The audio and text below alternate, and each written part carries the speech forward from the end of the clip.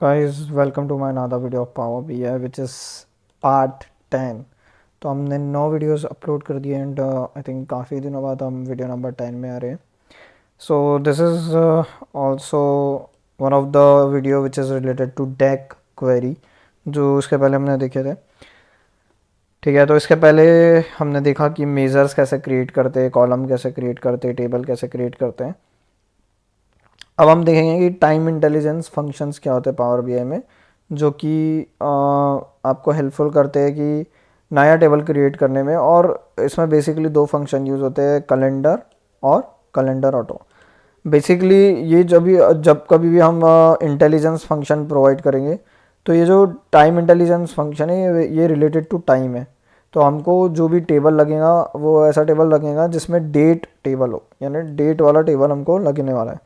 But हमारे power BI report में ऐसा कोई टेबल नहीं है जो कि सिर्फ डेट से रिलेटेड हो। ठीक है, जैसा कि हमको पता है कि इसमें ऑर्डर वाली वैल्यूज़ है, इसमें रिटर्न्स वाले पैरामीटर्स है, इसमें मैनेजर से रिलेटेड वैल्यूज़ है। लेकिन डिस्टिंग टेबल में डिस्टिंग टेबल एक कॉलम बनाए थे हमने, बट हमारे पास ऐसा कोई टेबल नहीं है जिसमें सिर्फ और सिर्फ डेट से रिलेटेड डेटा हो। So we have to create. तो अगर हमारे पास वो टेबल नहीं है तो हमें बनाना पड़ेगा, राइट। हमने देखा था कि जब भी हम क्रिएट करते कोई भी नई चीज़ तो हमारे पास क्या होता है, हम नया टेबल क्रिएट कर सकते हैं, हम कॉलम क्रिएट कर सकते हैं, मेजर क्रिएट कर सकते हैं, हमने देखा।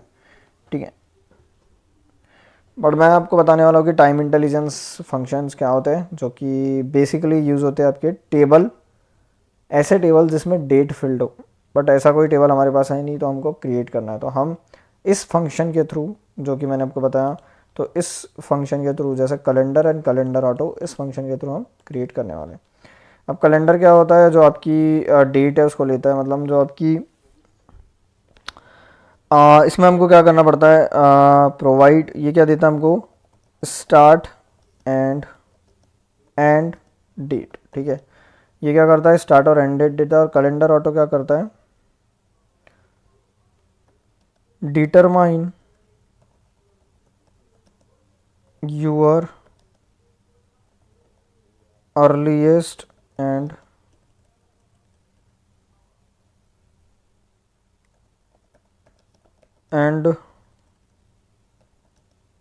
determine your earliest and latest date।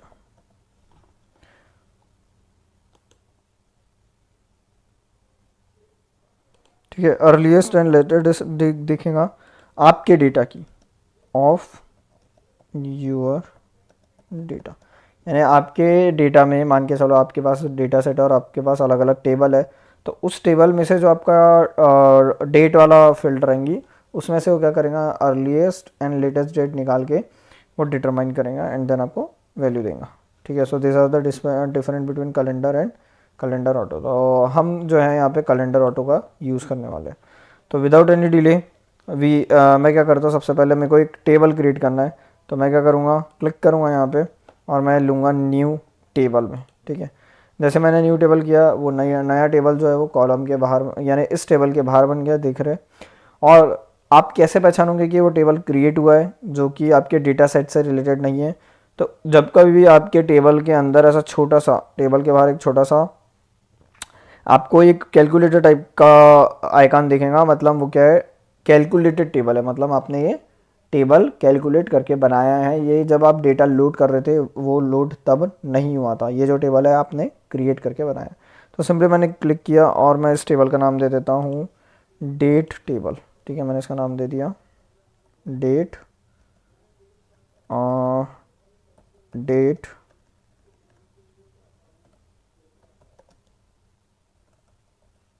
ठीक है, डेट टेबल मैंने इसका नाम दे दिया।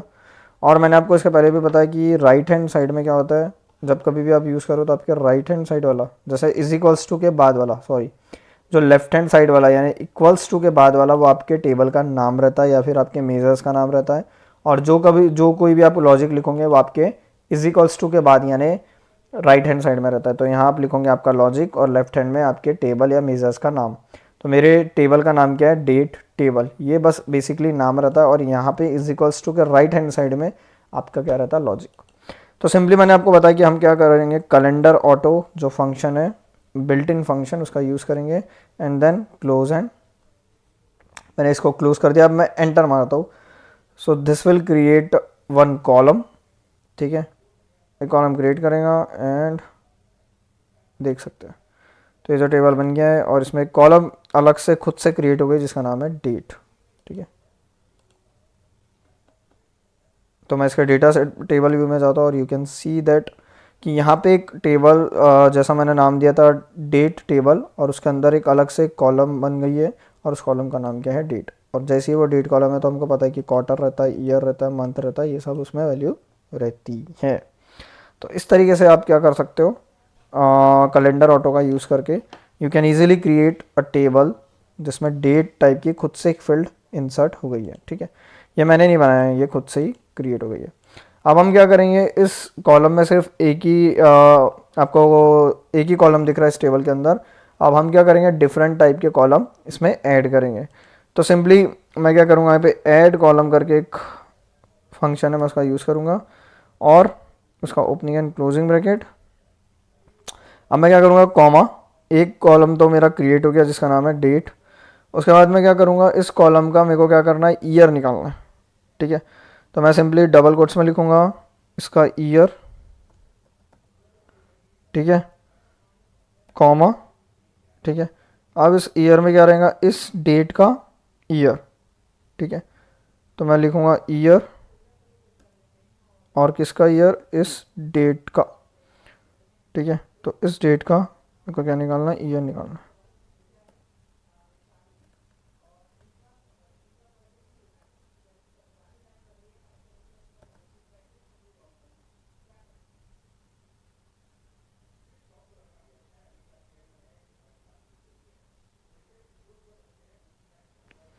ठीक है, तो इस तरीके से आप क्या कर सकते हो, इस ईयर का मेरे को क्या निकालना है, डेट निकालना था। इस ईयर के अंदर मैं क्या लिखूँगा, इस ये भी एक ईयर करके एक फंक्शन है, तो इसके अंदर मैंने दे दिया डेट, मतलब डेट यानी इस टेबल में जो नहीं है, जो आपकी डेट निकली है वो, ठीक है। एंड ये जो ब्रैकेट है ये क्लोज हुआ और ये इसका ब्रैकेट क्लोज हुआ and I am simply write this, देखिए ईयर आ गया, ठीक है। ओके, तो इसका जो ईयर है वो कैलकुलेट हो गया, तो मेरे को दिख रहा है 2010 2011। वैसे अब मैं क्या कर सकता हूँ, इसका मंथ निकाल सकता हूँ, ठीक है, डेट निकाल सकता हूँ और मैं क्या कर सकता हूँ, क्वार्टर निकाल सकता हूँ। तो सिंपली मैंने क्या किया, यहाँ पे लिखा क्वार्टर, ठीक है, मैंने लिख दिया QUARTER, मैंने दे दिया क्वार्टर। जैसे मैंने ईयर लिखा वैसे मैं सिंपली क्या लिखूँगा, क्वार्टर। तो मैं क्वार्टर के लिए लिखूँगा क्वार्टर, जो कि एक अलग से आपको फंक्शन मिलेगा।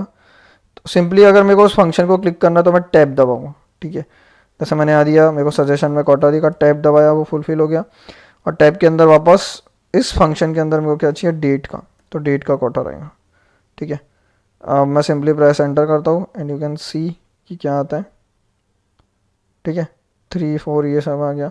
मैं चाहता हूँ कि इसके अंदर ये ऐसा भी लिख के आ जाए कि Q1 Q2 Q3। तो मैं सिंपली दूंगा, ये क्वार्टर मेरे कॉलम का नाम हो गया। उसके बाद मैं दूंगा यहाँ पे कॉमा देके, तो कॉमा दे के बाद मैं यहाँ लिखूँगा कॉन्केटिनेशन का साइन एंड मैं यहाँ लिखूँगा डबल कोट्स में कि ये भी है इसके साथ,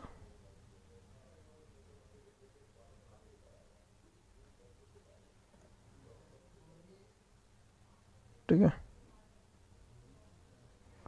no, actually this is not a right approach.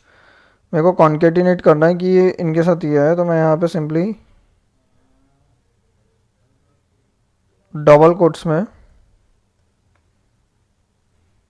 मैं डालूंगा क्यू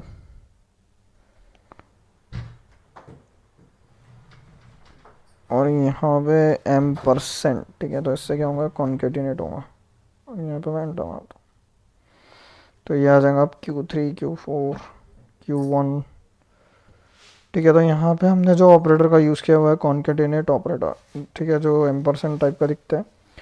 उसके बाद मेरे को निकालना है इसका मंथ, तो मैं सिंपली अगेन मैं कॉमा दूंगा और यहाँ पे इसी के अंदर कॉमा देंगे, कहाँ पे, हाँ यहाँ पे देंगे कॉमा। और यहाँ से देखिए कि यहाँ पे एक्सप्रेशन सारा, जैसे एक्सप्रेशन 1 2 3। अभी अपन थर्ड एक्सप्रेशन में, थर्ड एक्सप्रेशन में हम नया एक और कॉलम बनाएंगे जो कि रहेगा मंथ का। तो यहाँ लिखूंगा मैं मंथ। अब मंथ जो है एक कॉलम का नाम बन गया। अब उस मंथ में क्या आना चाहिए, डेट फॉर्मेट आना चाहिए। ठीक है, मतलब वो जो मंथ है वो कैसे दिखना चाहिए मंथ में, तो उसमें पहले हम एक फॉर्मेट दे देंगे कि वो किस फॉर्मेट में रहना चाहिए। ठीक है, तो फॉर्मेट, और जो आपकी डेट रहेंगी यानी जो डेट रहेंगी वो कैसी रहेंगी,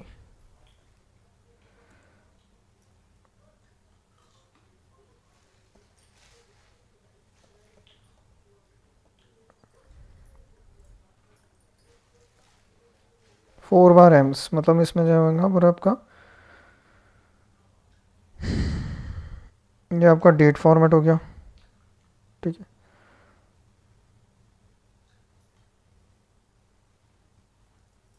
और ये डेट फॉर्मेट हो गया। यहाँ पे मैं इसको क्लोज कर देता हूँ। ठीक है, इस तरीके से हो गया। मैं सिंपली एंटर में आता हूँ तो ये मेरी मंथ आ गई। ठीक है, तो ये आ गई डी। अगर मैं 4 बार दे रहा हूँ तो ये पूरा का पूरा लेगा, जैसे जनवरी, मार्च, अप्रैल, मई, जून, जुलाई, अगस्त। अगर मैं इसको 2 दे देता हूँ तो इससे 2 ही वैल्यू लेगा। ठीक है, उसका 2 दे दिया तो ये सिंपली क्या किया, नंबर में ले लिया उसको। ठीक है, बट मैं चाहता हूँ कि ये नंबर में ना ले, ये पूरा आपको डिस्प्ले करे जनवरी, फरवरी, मार्च, अप्रैल, मई, जून, जुलाई, अगस्त, इस फॉर्म में। मैंने 4 बार एम लिख दिया तो ये इस तरीके से आ गया। ठीक है, तो इस तरीके से हम नए कॉलम्स ऐड कर सकते हैं इसमें। ठीक है, और हम क्या कर सकते हैं, अब क्या करेंगे, इस टेबल को मैं दिखाऊंगा कि ये क्या है, एज अ डेट टेबल। ठीक है, तो यहाँ पे मैं क्या करूँगा, राइट प्ले जो 3 डॉट है इसमें क्लिक करूँगा और इसको mark as date table click कर दूँगा। ठीक है, चूज़ अ कॉलम, और मैंने दे दिया डेट, क्योंकि इसके अंदर एक ही कॉलम है। तो यहाँ पे हम एक कॉलम को चूज़ कर देंगे जो कि क्या है, date column, and then save it. अब ये जो टेबल है एज अ डेट टेबल बन गया है, यहाँ पे इसका आइकन भी चेंज हो गया। ठीक है, अब इसको हम क्या करेंगे, ज्वाइन करेंगे ऑर्डर टेबल के साथ।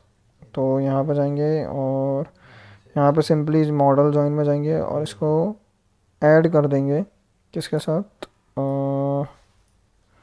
ऑर्डर टेबल की डेट के साथ। तो जो मेरा नया टेबल क्रिएट हुआ वो रहेगा मेरा ये डेट टेबल।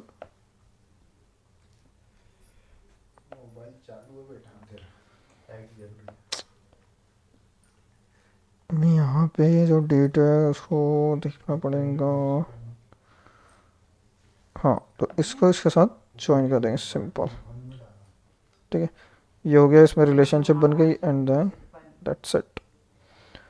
इस तरीके से आप क्या कर सकते हो, रिलेशनशिप बन सकते हो। अब इन दोनों में क्या हो गया, ज्वाइंस बन गई है। अब इसमें एक और फंक्शन आता है, end of date and end of month. तो हम क्या करेंगे, एक नया कॉलम ऐड करेंगे। तो सिंपली मैं क्लिक करूँगा टेबल्स में और यहाँ पे क्लिक करूँगा न्यू कॉलम। ठीक है, तो एक नई कॉलम ऐड गई और इसका नाम मैं दे देता हूँ एंड ऑफ मंथ। ठीक है, तो यहाँ दे दिया मैंने एंड ऑफ,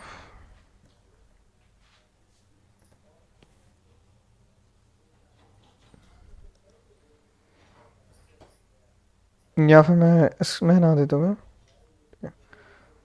ऑर्डर टेबल में हम दे देते हैं। तो मैं ऑर्डर टेबल में देता हूँ और यहाँ पे करता हूँ न्यू कॉलम और यहाँ पे दे देता हूँ। ठीक है, तो एंड ऑफ मंथ हमें निकालना है, इज इक्वल्स टू, तो एंड ऑफ मंथ करके एक फंक्शन है। ठीक है, एंड ऑफ मंथ किसका, ऑर्डर का डेट।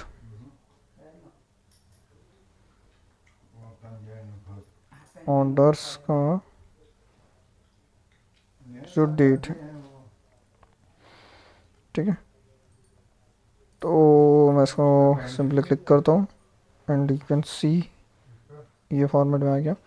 वैसे मैं क्वार्टर भी निकाल सकता हूँ, एंड ऑफ क्वार्टर। तो एंड ऑफ क्वार्टर भी मैं निकाल सकता हूँ। तो सिंपली मैं एक और कॉलम ऐड कर दूंगा, इसका फॉर्मेट को चेंज कर दूंगा मैं। हाँ, अब यहाँ पे जो ये एरर है वो हम देखते हैं। उसके बाद मेरे पास एक और फंक्शन है एंड ऑफ क्वार्टर। तो इसके लिए मैं एक और कॉलम ऐड करूँगा, सिंपली टेबल्स में जाके मैं करूँगा न्यू कॉलम। तो ये नया कॉलम यहाँ पे ऐड हो जाएगा। We have another function end of quarter.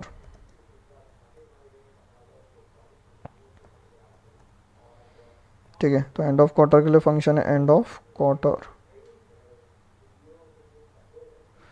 ठीक है, इसमें भी मैं क्या लूँगा, ऑर्डर डेट की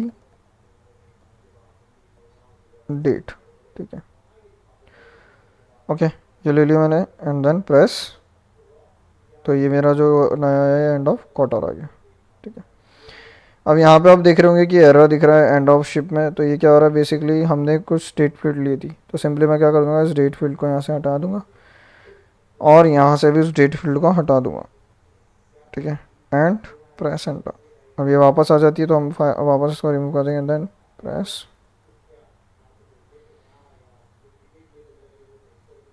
ठीक है। तो अब ये क्लियर आ गई। तो इसने जो डेट है वो बेसिकली इस ऑर्डर डेट का लिया। अब मैं क्या करता हूँ, इसका जो फॉर्मेट आपको दिख रहा है ये 00 मेरे को नहीं चाहिए, तो मैं सिंपली क्या करूँगा, कॉलम टूल्स में जाऊँगा एंड सिंपली इसका जो फॉर्मेट है इसको मैं चेंज कर दूँगा, किस में, DDMMYM, ठीक है। तो ये चेंज हो गया और 00 हट गया। सिमिलरली मैं इसको क्लिक करूँगा, कॉलम टूल्स में जाके मैं इसका फॉर्मेट में चेंज कर दूँगा DDMMYM, and finally file save and मैं कंट्रोल S कर दिया and this is all save successfully. तो आप देख सकते हो कि ये हमारा जो डेट है, मैंने ये देखिए जो डेट है किस तरीके से दिख रहा है, ठीक है। ये इसलिए इसलिए दिख रहा है क्योंकि मैंने 3 डॉट में करके इसको किया मार्क एज डेट टेबल, ठीक है। तो इसके अंदर एक ही हमारे पास कॉलम था, हमने उसको लेके उसको सिलेक्ट कर लिया। तो इस वीडियो में इतना ही गाइस, मिलते हैं नेक्स्ट वीडियो में, तब तक के बने रहिए इसी यूट्यूब चैनल में और आपको नई अपडेट आएंगी पावर BI से रिलेटेड कंटेंट में। तो सब्सक्राइब करना ना भूलें। मिलता है नेक्स्ट वीडियो में। बाय बाय, सी या, हैव अ ग्रेट डे।